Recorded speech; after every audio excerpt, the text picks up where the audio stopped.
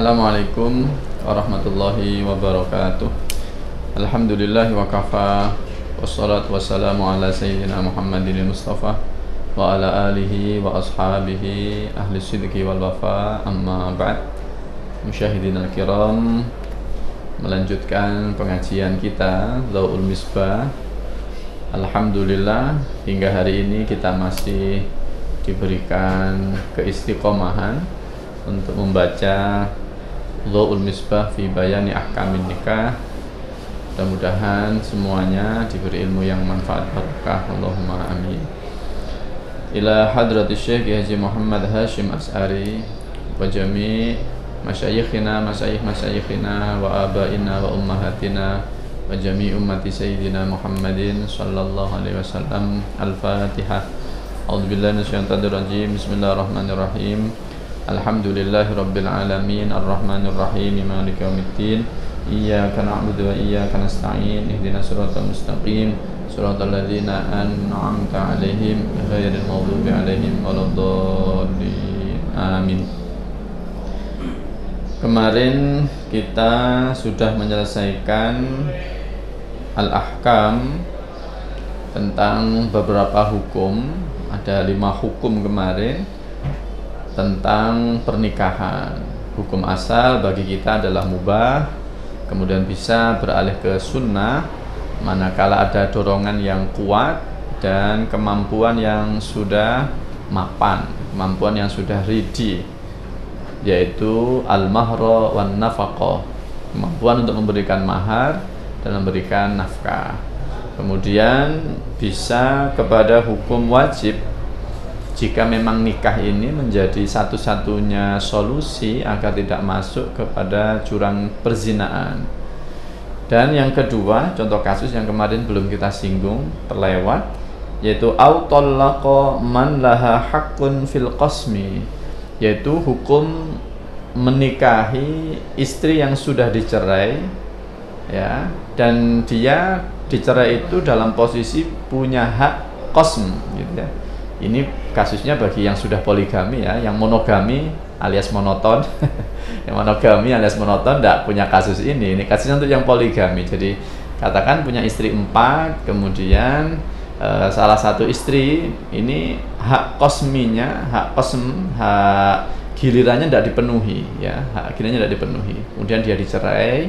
Kemudian setelah dicerai, maka sang suami ini wajib menikahinya lagi.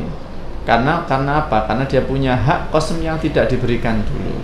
Ya, tapi tentu ini atas persetujuan dari istrinya, ya lecek gelem gitu ya. Tapi setidaknya sebagai suami yang pernah mendolimi istrinya dengan cara tidak memberikan hak kosm, hak pembagian, ya, pembagian bermalam maksudnya, ini tidak terpenuhi, maka dia wajib untuk menikahinya lagi. Tapi kalau istrinya mau, itu juga wajib, ya. Seperti yang disampaikan Hadratus saya ini. Jadi wajib menikah jika idza ta'ayyana nikahu tariqan lidaf'iz zina au talaqa. Orang tersebut telah menceraikan man ing istrinya laha kang iku kedue man hakun utawi hak fil qasmi ing dalem bagian hak istri, ya. Atau hak gilir kalau orang dulu memberi makna hak gilir. Ini wajib, tapi tentu ini kalau istrinya mau, ya, kalau istrinya mau untuk dinikah kembali, ya, ini menjadi wajib. Kemudian kemarin ada khilaful aula. Khilaful aula, menikah menjadi khilaful aula jika taqat nafsuhu wa faqida uhbatahu. Dia ingin tapi dia tidak punya modal. Ingin tapi tidak punya modal. Khilaful aula. Yang aula adalah dia menyembuhkan hasratnya dengan cara puasa. Tapi kalau itu tidak bisa menyelesaikan, ya dia kembali ke an-nikah yang diposisikan khilaful aula tadi, bukan dengan cara pelampiasan yang lain, tapi kepada menikah. Dan bisa makruh, ada 4, ya. Jadi mubah, wajib, khilaful aula, dan 4 adalah makruh, gitu ya. Makruh ini adalah bagi orang yang tidak berhasrat, ya. Tidak berhasrat terus tidak punya modal, gitu ya. Atau punya modal tapi punya penyakit. Kemarin ada impotensi, atau sudah tua gitu ya, ini hukumnya makruh. Yang terakhir adalah hukum haram, yaitu seperti menikahi saudari atau orang-orang yang menjadi mahram kita. Jadi itulah tentang hukum-hukum pernikahan yang disebutkan oleh Hadratus Syekh dengan merujuk pada kitab-kitab fikih yang mu'tabar dalam kajian fikih-fikih Syafi'iyah. Di antaranya kemarin Hadratus Syekh merujuk pada Hasyiah Tahrir, merujuk pada Al-Muhadzab, dan merujuk pada disebutkan dalam Ithaf dan Mutakin juga ada yang nassal imamu bi annan nikaha minasyahawat la minal qurbat. Baik, musyahidin al-kiram, kita lanjutkan sampai pada ats-tsalitsatu. Permasalahan yang ketiga yang masih berurusan berputar pada ahkamun nikah adalah ats-tsalitsatu utawi yang ketiga iku yustahabbu disunnahkan opo alla yatazawwaja nyento ora menikah sapa orang gitu ya, sapa mutazawwid calon pengantin, dia disunahkan untuk menikahi illa dzata dinin, kecuali ing perempuan yang punya basic agama gitu ya. Jadi sunnah hukumnya mencari calon, mencari jombloati yang dia Zatuddin, punya basic agama.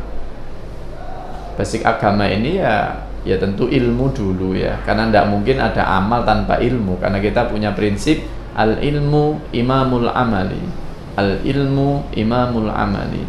Jadi amal itu makmum, ilmu itu imam. Jadi tidak bisa amal berjalan tanpa ilmu, tidak bisa. Jadi al ilmu imamul amali gitu ya. Ya, satu punya basic agama, yang kedua memang dia punya ketaatan dalam menjalankan agama. Minimal sih wajib-wajib lah, sembayangi, nutup aurate gitu ya. Nah ini yang jadi prioritas kita, bukan prioritas-prioritas yang lain gitu ya, bukan prioritas-prioritas yang lain. Jadi yang disunahkan adalah menikahi perempuan dzataddin, perempuan yang punya basic agama dan memiliki ketaatan dalam menjalankan agama. Ya dipilih lah. Kenapa ya kira-kira ben tidak susah-susah ngaturnya gitu loh, ben tidak susah-susah ngaturnya. Tapi kalau anda pingin tantangan gitu ya, pingin nyari yang tidak punya basic agama atau yang lain, ya itu terserah, itu pilihan. Tapi tentu semuanya itu punya konsekuensi.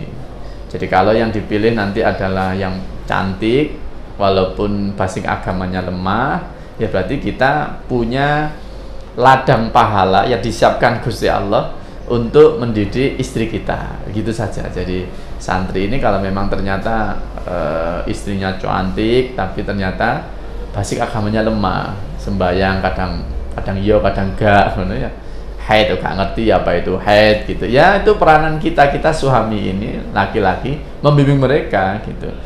Dan memang dakwah yang pertama ya dakwah di rumah itu, jadi ya tetap dijalani takdirnya Gusti Allah ini. Tapi ini kan kita bicara masih tahap memilih. Jadi kalau memilih, pilih yang enteng lah urusannya, wis punya basic agama, orangnya taat, ya syukur-syukur, ayu pisan, pinter pisan gitu ya, sugih pisan, syukur-syukur. Anaknya punya nasab yang tinggi, wah ini mbon permasalahannya gelem tak gak itu dengan kamu gelem atau tidak dia dengan kita gitu lah, kita mau aja tentu ya. Orang wedok ayu, pinter, sugih, nasabnya tinggi, ya mesti kita mau. Tapi permasalahannya dia mau apa enggak gitu ya. Tapi kemudian kalau ternyata memang Allah menggariskan kita ini perempuan yang basic agamanya lemah, maka yakini betul itu adalah ladang kita untuk berdakwah. Yakini betul itu adalah ladang kita untuk mengamalkan ilmu kita yang sudah mondok sekian lama, hatam doul misbah gitu ya, atau ngehatam apa ini di hadapan kita ini sudah ada seorang santri yang full all out mengikuti kita. Yo piye seninya meramut gitu ya. Diajak ngaji, ya diajak dolin, ya diajak yang lain-lain lah gitu. Tapi untuk menentukan prioritas, kata Hadratus Syekh, disunahkan mencari yang dzatuddin, yang memiliki basic agama gitu ya. Kenapa demikian? 5 krono hadis rawa yang meriwayatkan aihu ing ma gitu ya. Sapa Abu Hurairah ta Sayyiduna Abu Hurairah radhiyallahu muga-muga ngridhoi sapa Allah Gusti Allah anhu saking Sayyidina Abu Hurairah. Karena ada hadis yang diriwayatkan oleh Sayyidina Abu Hurairah, anna nabiyya 5 rawa gitu ya. Ini maf'ulnya anna nabiyya gitu ya. Saya ulangi, 5 krono hadis rawa yang meriwayatkan sapa Abu Hurairah radhiyallahu anhu meriwayatkan annan nabiyya ing temen setuhune Kanjeng Nabi sallallahu alaihi wasallam iku qala dawuh sapa Kanjeng Nabi dawuh tungkahul mar'atu li arba'in limaliha wa hasabiha wa jamaliha wa diniha fadfar bidatid dini taribat yadak ing dawuh tungkahul mar'ah ilal akhir. Tungkahu dinikahi sopo almar'atu perempuan gitu ya. Jadi perempuan itu kriteria untuk dinikahi itu li arba'in. Ada 4 hal yang dijadikan penilaian gitu ya. Yang pertama lima liha karena bondo ni mar'ah, bondo kekayaan ya, karena kata orang-orang itu sendenane opo gitu. Mau nikah itu sendenane opo. Lek calone sugih bahasane sendenane jati gitu ya. Lek calone gak sugih sendenane randu paling dilok ya ambruk. Gitu. Tapi memang ini adalah kebiasaan sudut pandang yang paling mudah dinilai itu adalah mal, harta, ketok omahe piye, kendaraannya apa gitu ya, jabatannya apa, itu kan zahir kelihatan, sehingga ini yang biasanya menjadi penilaian pertama sekalipun dia tidak utama gitu ya, pertama sekalipun tidak utama gitu. 5 lihat wa hasabiha lan nasabe mar'ah, anake sapa gitu ya, mbah bae sapa ya, leluhurnya siapa gitu ya. Dan ini mudah dikenal ya, mudah dikenal juga. Kemudian wajamaliha dan kecantikannya mar'ah, ayune, bondo, nasab, ayu. Baru wadiniha lan agamane mar'ah. Inilah kriteria-kriteria yang menjadikan alasan kita berani untuk menikahinya atau mundur pelan-pelan untuk meninggalkannya gitu ya. 5 liha wali hasabiha wali jamaliha wali diniha gitu ya. Sehingga kalau dari sini ndak ono wali hubbiha, karena cintanya ndak ono ya. Karena cinta itu nanti bisa diproses ya. Cinta itu bisa diproses. Ya tentu ada loading, tapi kan tetap buffering berjalan gitu ya, tetap berproses gitu. Jadi untuk menentukan siapa yang layak kita cintai, siapa yang layak kita jadikan calon, ini kriterianya. Tapi itu semua harus ada penilaian utama, sehingga hadisnya terakhirnya fadfar mongko merkoleo sapa sira, ambillah nala yanalu, ambillah bidzatid dini, kelawan perempuan yang memiliki agama, pilihlah yang memiliki agama. Taribat mongko berdebu gitu ya, taribat mongko berdebu apa yadaka, dua tangan sira. Saya ingin bicara tentang taribat yadak dulu ya. Taribat yadak ini ungkapan Arab ya. Kalau dimaknai secara lughawi, ini saya ambilkan dari Mukhtarus Shahah atau Mukhtarus Sihah ya. Taribat yadahu itu maknanya du'aun alaih, doa jelek. Doa jelek dimaknai aila asoba khairan, kamu tidak akan dapat kebaikan ya. Taribat yadak secara bahasa, secara lughah adalah du'aun alaih. Doa itu bisa lahu, bisa alaih. Lahu itu artinya mendoakan baik, alaih itu artinya mendoakan buruk gitu ya. Sehingga taribat yadak ini secara bahasa artinya adalah la asoba khairan, yaitu dia tidak mendapatkan kebaikan. Maka akan iskal, akan muskil. Piye wong dikongkon milih yang beragama kok jawabnya ini kok kemudian endingnya adalah malah tidak dapat kebaikan. Maka dalam tradisi Arab ini ya, dalam tradisi Arab walam tarid al Arab bihadil kalimah wa amsalihha maknaha al asliyah. Ini sudah saya kasih tanda keterangan supaya tidak lupa ya. Jadi adik-adik, teman-teman yang mutolaah, kalau nemu ibarat-ibarat yang perlu ditulis, karena Alkitabatu itu adalah soid. Kitabah, tulisan ini adalah tali ikat kita terhadap apa yang sudah kita cari gitu ya.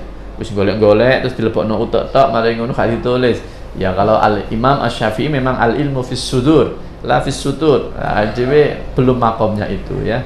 Belum makomnya itu, sehingga tulis saja apa yang kita dapatkan. Termasuk ini pembacaan saya entah berapa waktu yang lalu saat memang disuruh baca kitab ini, saya kasih tulis ini taribat yadak, secara bahasa tadilah al-soba khairan, secara istiqmalud doa, istiqmal penggunaan kalam ini adalah walam tarid al-arabu bihadhi atau walam turid al-arabu bihadhil kalimati wa amsalihha ma'naha al-asliyah. Jadi penggunaan istiqmalul arab terhadap ungkapan taribat yadak tidaklah sesuai dengan arti bahasanya. Lantas apa maknanya? Kila maknahu iftaqarta illam taf'al ma arsyadtuka ilaih. Jadi maknanya lek kon gak gelem nglakoni, kamu akan fakir, kamu akan sulit. Jadi pilihlah perempuan yang beragama, jika engkau tidak mengikuti arahan saya akan sulit hidupmu. Nah, kira-kira begitu. Jadi ini arti dari taribat yada. Sehingga pendekatan dari pemahaman hadis ini, saya ingat tulisannya Buya Hamka ya. Buya Hamka itu kalau menggambarkan, mempermudah itu gini. Perempuan dinikahi itu kan ada 4 tadi, limaliha wa hasabiha wa jamaliha wa diniha. Ini digambarkan maliha 0 ya. Wa hasabiha 0, wa jamaliha 0, diniha 1. Jadi 3 selain agama ini nilainya 0, agama ini nilainya 1. Maka kalau engkau memilih cantik dapat 01, engkau memilih nasab dapat 01, engkau memilih kekayaan dapat 01. Nolnya berapa? Ada 3. Tapi ini semua tanpa 1 tidak berarti. Ayu, sugih, anaknya sopo, anaknya Pak Kiai, tapi kelakuannya gak kayak bapake. Kelakuannya gak kayak abai, kelakuannya gak menggambarkan dzatuddin. Maka kata Buya Hamka 0, 0, 0, nolnya 3. Tapi tidak ada satunya, ya 0, tidak ada nilainya. Ya. Jadi kata Buya Hamka ini, kalau engkau memilih perempuan yang beragama, 1, ada poin 1-1-nya, 1 udah aman ini sudah. Ayu, gak. Anaknya kiai, gak. Mungkin mondok, gak tapi dia duit di pondok wong kampung, tapi arek memang pinter dan solihah. Nasabe biasa bapak itu duduk sopo-sopo, dapat 1. 1 dibanding 3, 0 semua, ya tentu besar 1. Oh menewis solihah gitu ya, punya basic agama yang bagus. Ayu, iya ayu. Sugih, gak ada sugih. Nah terus, nalai sopo biasa. Nolnya 1, 10, lumayan. Jadi itulah bagaimana para cendekiawan muslim kita menggambarkan, memberikan pendekatan terhadap hadis ini, sehingga kita jadi gampang gitu. Oleh Hadratus Syekh, kita lanjutkan, yakni ngersakaken sapa ya okay. Ya kita semua lah gitu ya, menghendaki bagaimana Allah iku bididdin wal muru'ati ayyakuna dinu mat mahanadharihi fi kulli syai' la siyama fi ma tatulu suhbatuhu. Yakni menghendaki apa hadis gitu. Maksud dari hadis ini iku Allah iku utawi kang paling cocok ya, paling sesuai bidini kelawan wong kang duweni agama, wal muru'ati lan duweni muru'ah, harga diri, iku ayyakuna nyento ana apa adinu agama iku mat mahanadharihi, tujuan pandangannya ziddin gitu. Kalau memang kita ini orang yang beragama, orang yang memegang teguh terhadap urgensi agama, dan kita memang menjaga harga diri betul, wong lanang lanang kok nikah kalau sing sugih lapo cek penak engko melok bojone gak punya muruah, gak punya harga diri. Jadi seumpama memang kebetulan suami istrinya lebih kaya, ya tetap harga diri kita sebagai laki-laki harus ditunjukkan dong. Dek, kita ndak enak tinggal dengan mertua, ayo ikut saya. Oh keren ya, keren. Kak Dek, mintakan ke abahmu no bangun no omah gawe aku. Ini ndak punya muruah ya. Alah Pak sampai jam bunuh, alhamdulillah gitu ya. Kalau saya memang dibangunkan gitu ya, dibangunkan. Gak terima sih kenal aku ya, gak terima sih kenal aku. Jadi prioritas pertama dari orang yang beragama dan punya muruah adalah memilih yang agama menjadi prioritas pertama, gitu ya. Agama menjadi prioritas pertama, karena kita nggondeli iyakunu fuqaraa yunihimullah, wis tak percaya. Yang penting tujuan tadi itu, maka yang ada di Ihya itu ya, ada yang mengatakan ini hadis ya, tapi saya ini bukan mutakhasis fil hadis. Saya katakan man nakaha lillah wa ankaha lillah istahaqqa wilayatullah. Kalau nikahnya lillah, ya lillah ini sudah punya aturan tadi ini, prioritaskan fadfar bidzatiddin. Maka baik menantunya maupun mertuanya istahaqqa wilayatullah, dadi wali ya, gak perlu nunggu SK Nabi Khidir ya kan, dadi wali dengan jalur pernikahan. Maka guyonane wis bojo siji kok gak dadi wali, rabi maneh jeneng pintu menjadi wali semakin dekat gitu. Guyon nggih. Mana ini? La siyama fi ma tatulu suhbatuhu, la siyama terutama fi ma ing dalam perkara tatulu yang panjang apa suhbatuhu kebersamaan ma. Jadi kalau teman saja ya, kita ini milih teman yang baik, bojo yang boleh sing apik tenanan. Kenapa? Karena masa bersama dengan teman, kalau dibandingkan dengan masa bersama dengan istri, ya tentu lama dengan istri dan intens dengan istri. Kalau kita ini takut ketularan ndak baiknya teman, maka takut ketularan ndak baiknya pasangan lebih harus difikirkan. Jadi la siyama fi ma tatulu suhbatuhu. Jadi fikirkan matang-matang.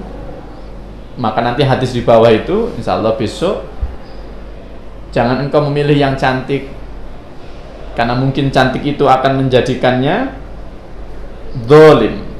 Gitu ya. Jangan engkau memilih kekayaan, karena kekayaan itu akan menjadikannya zalim, gitu ya. Jadi jangan milih yang cantik, karena cantik itu bisa merusaknya. Wedok ayu kadang kemenyek, gitu ya. Kadang dia ngomongnya tidak sopan, gitu ya. Karena merasa cantik, merasa dibutuhkan, gitu ya. Ya tapi ini lantas jangan dibuat serangan gender ya.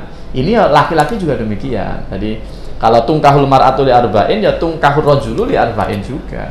Yungkahur rajulu li arba'in. Ya pilihan calon suamimu itu pinter ndak dia, beragama ndak dia, ganteng ndak dia, nasab ndak dia, kaya ndak dia. Sama dengan hukum-hukum pernikahan kemarin, itu juga berlaku bagi perempuan juga. Jadi yang wajib menikah hanya laki-laki saja. Yang tidak bisa begitu, perempuan juga bisa wajib menikah jika dia tidak bisa menghindar dari perzinaan kecuali dengan pernikahan, begitu ya. Jadi kita tidak bicara gender itu hadisnya wedok kayak korban terus, bukan. Ini juga bisa dimana laki-laki. Jadi laki-laki pun juga sama. Maka bagi mbak-mbak jombloati yang terhormat, maka pilihlah calon suamimu yang tadi itu fadfar, al-berarti fadfari bididdini, gitu ya. Taribat yadaki, gitu ya. Gitu. Nek kamu milih sing ganteng toh, gak punya agama, ditinggal kamu. Kalau kamu milih yang kaya toh, gak punya peran agama, dia masih bisa mencari yang lain. Tapi ini kan hanya kewaspadaan untuk menentukan pilihan, Sehingga dari sini maka kita dianjurkan oleh Hadratus Syekh berpikir dengan pertimbangan agama. Ini baik tidak untuk agama saya ke depan, karena as-suhbah baina az-zawj, gitu ya, as-suhbah az-zawjiyah ini lama sekali, dan kita ingin berharap sampai mati pun. Bahkan ada lagunya Bang Roma Irama itu sampai bangun kembali, gitu ya, sampai hidup kembali, nanti pun kita tetap ingin bersama dengan pasangan kita. Maka cerdaslah memilih dengan siapa Anda melakukan, melangsungkan, dan menghabiskan cerita hidup kita ini. Tentu yang paling bagus bidzatiddin. Bagi mbak-mbak bidziddin. Syukur-syukur yo jamal, yo mal, yo hasab. Allahumma amin. Mudah-mudahan menjadi keterangan yang barokah. Mohon maaf atas gurauan dan ketidaksopanan kami. Hadanallahu wa iyyakum ajmain. Wallahul muwaffiq ila aqwamit thoriq. Wassalamualaikum warahmatullahi wabarakatuh.